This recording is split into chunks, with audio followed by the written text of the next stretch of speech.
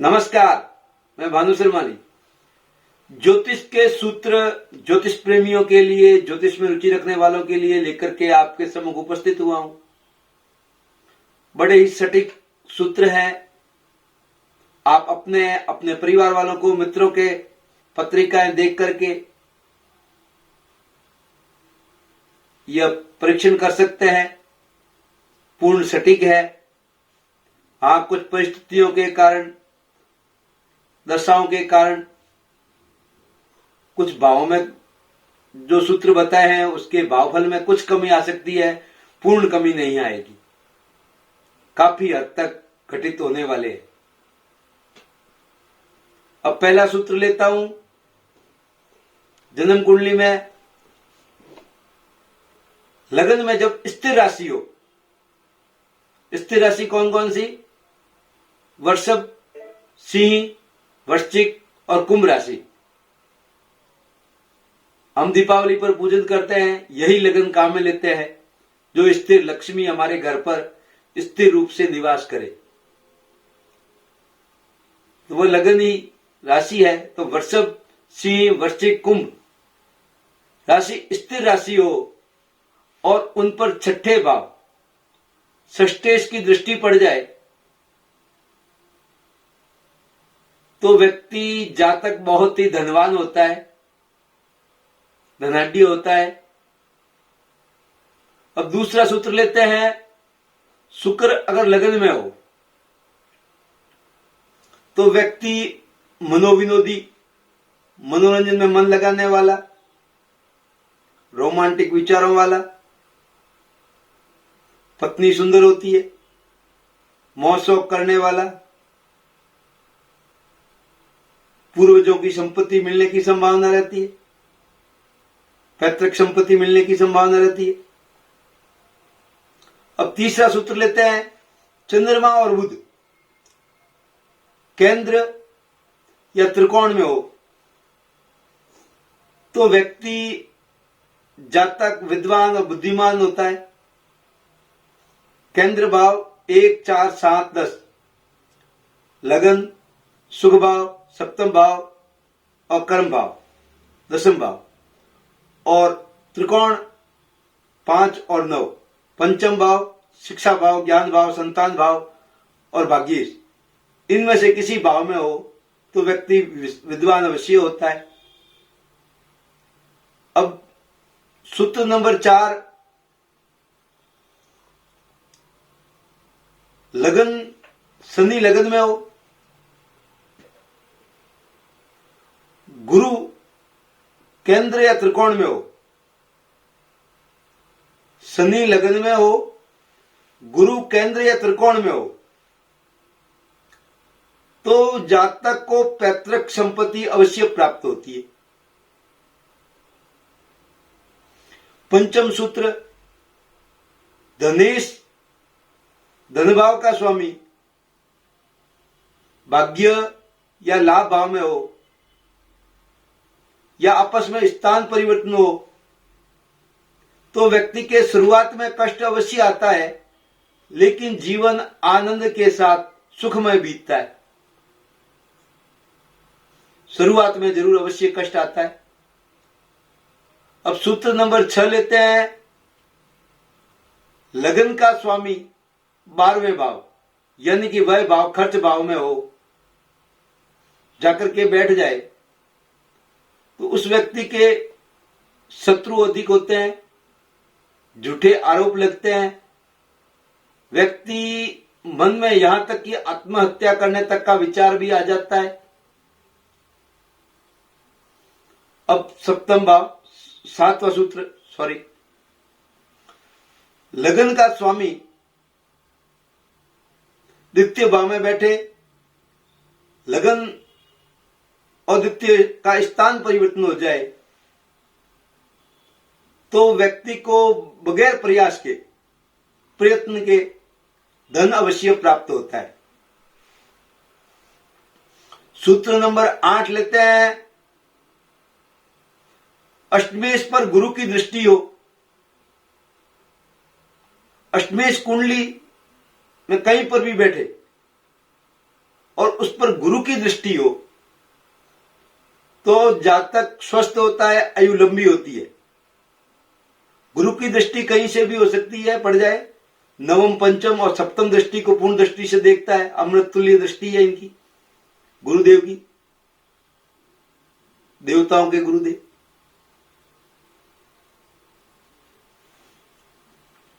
अब सूत्र नंबर 2, सूर्य का कुंडली के 11 भाव में बैठना, शत्रु की तादाद में वृद्धि होना। शत्रु बहुत ज्यादा होते हैं इस व्यक्ति के।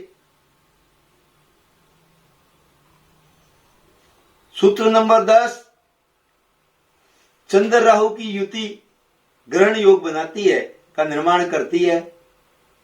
चंद्र राहु की युति मंगल या शनि में भी शामिल हो जाए, उसमें मंगल या शनि भी उसमें शामिल हो जाए तो व्यक्ति की मानसिक स्थिति पागलपन तक जा सकती है। यह स्थिति पापकर्त्री योग में भी संभावित है। मानसिक अंतर्द्वंद बना रहता है। चंद्र राहु की युति व्यक्ति को कोई न कोई चिंता में अवश्य डाले रहती है, चाहे वो किसी भाव में विराजमान हो। अब सूत्र नंबर 11, मकर राशि का चंद्रमा किसी भी भाव में हो,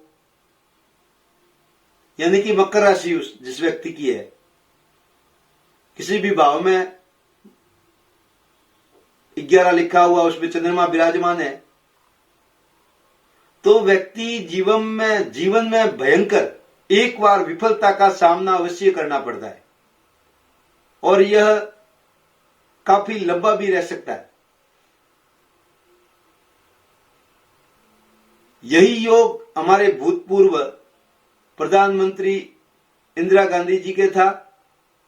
उनकी लोकप्रियता में कोई कमी नहीं थी, फिर भी एक बार उन्होंने सत्ता भी खोई और स्वयं भी हार गई। यह स्थिति कब बनती है?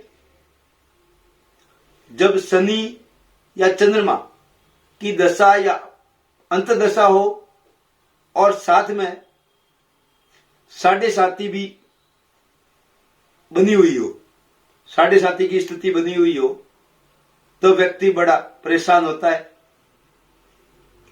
अब सूत्र नंबर 12 लेता हूं। द्वितीय भाव में मकर राशि का मंगल हो।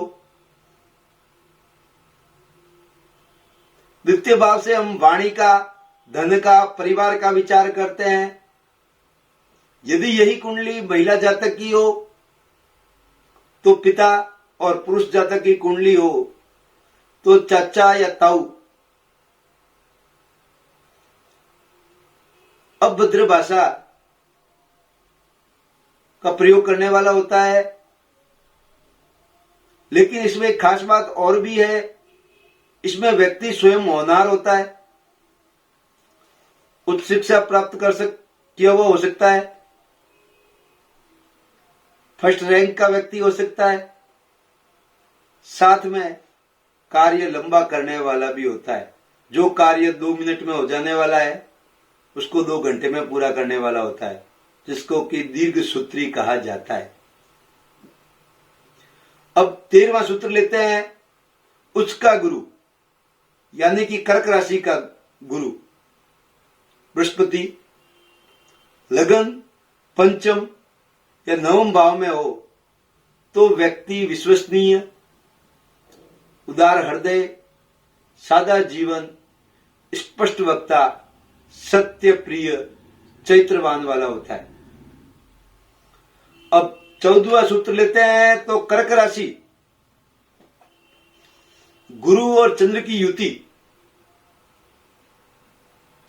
लगन या नवम भाव में बनने पर जातक लोकप्रिय, महान, सत्यप्रिय, निडर होता है। ऐसी युति हमारे श्री भगवान रामचंद्र जी की कुंडली में भी बनी हुई है। सूत्र नंबर 15, मकर लगन में केतु अकेला हो, मकर लग्न में केतु अकेला हो तो व्यक्ति शारीरिक दुर्बलता, कृष्ण का शरीर वाला होता है, ऐसा कुपोषण का शिकार जैसा लगता है, ऐसी स्थिति बनती है। यही स्थिति अगर सप्तम भाव में हो जाए तो पत्नी कृष्ण का शरीर वाली बनती है। लेकिन इसमें एक सुधार हो सकता है, देवगुरु बृहस्पति की दृष्टि पड़ जाए तो स्थिति में कुछ सुधार होता है। सूत्र नंबर 16, द्वितीय भाव में, द्वितीय भाव में मंगल का होना, शत्रु राशि में होना, तो चाचा से संबंध कटु बनते हैं। अगर यही भाव द्वितीय भाव में मंगल वित्त राशि में हो तो संबंध मधुर रहते हैं।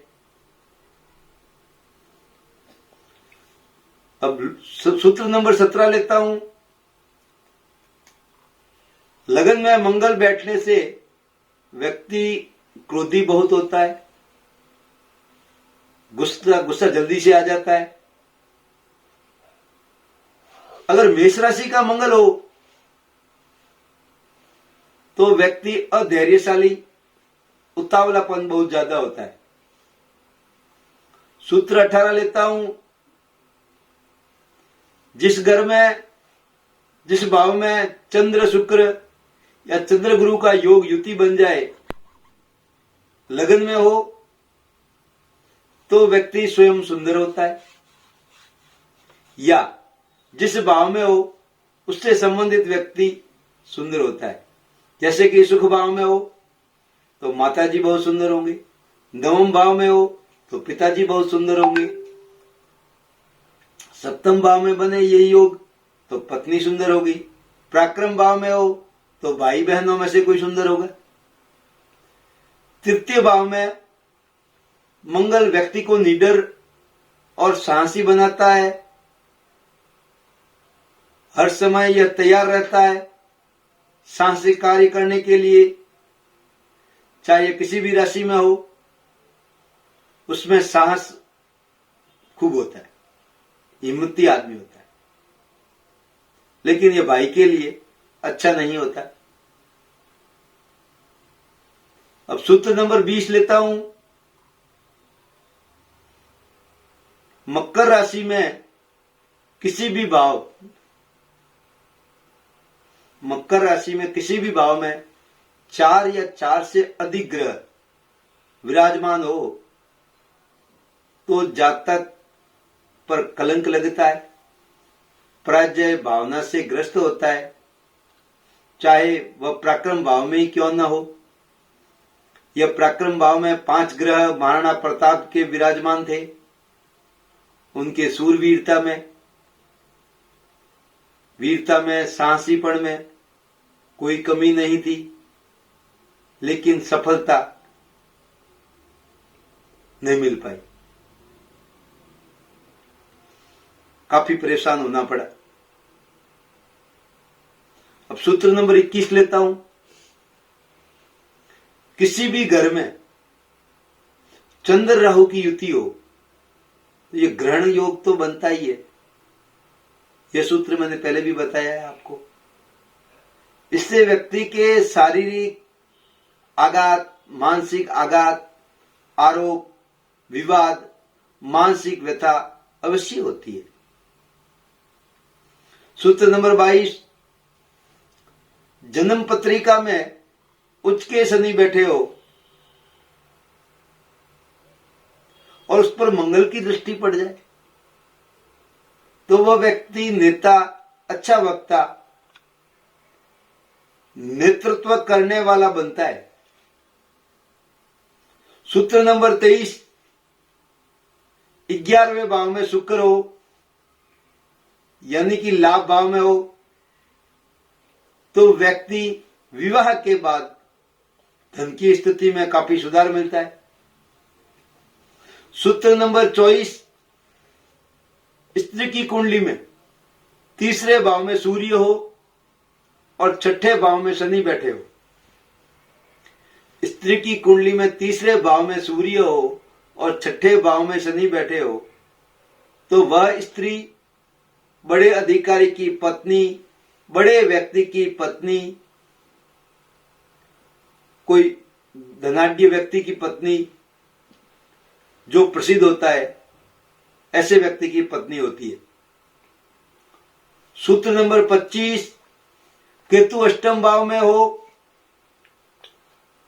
तो एक बार तो आकस्मिक धन प्राप्त होता ही है, अचानक धन प्राप्त होता है। सूत्र नंबर 26, अष्टम भाव में मेष राशि हो या वृषभ राशि हो, वृश्चिक राशि हो, मिथुन राशि हो या कन्या राशि हो, अष्टम भाव में मेष, वृषभ, वृश्चिक, मिथुन, कन्या राशि वालों के पेट के परेशानी का सामना करना पड़ता है। सूत्र नंबर 27, चंद्रमा कहीं पर भी हो उस पर उच्च ग्रह की दृष्टि पड़ जाए तो वह व्यक्ति विशेष धनवान होता है। चाहे वह शनि की भी दृष्टि पड़ जाए, विष योग अवश्य बनता है, मानसिक तनाव झेलना पड़ता है, लेकिन धनवान तो अवश्य होता है। मेरे ये सूत्र आशा ही नहीं पूर्ण विश्वास से आपको पसंद आए होंगे। अपने और अपने परिवार वालों को, मित्रों को अवश्य शेयर करिएगा, लाइक सब्सक्राइब भी अवश्य करिएगा। अब आपसे अनुमति लेना चाहता हूं, अगले सूत्र तक लेकर के आऊंगा। आशीर्वाद, नमस्कार।